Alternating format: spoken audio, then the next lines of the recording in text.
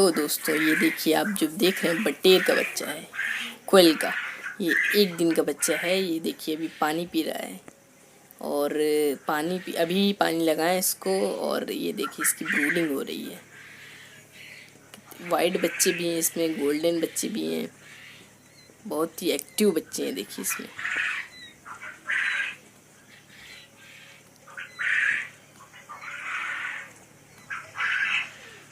देखिए वाइट वाला बच्चा है।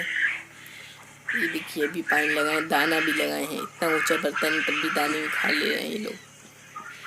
थोड़ा थोड़ा जंप मारने लगे हैं ये बच्चे भी। ये देखिए यहाँ पे हम दाना लगाए हुए हैं इसमें। अगर आपको शादी में या किसी भी पार्टी में फुल साइज़ तैयार बटेर का चिकन चाहिए या बटेर चाहिए तो हमारे क्या मिल जाएगा।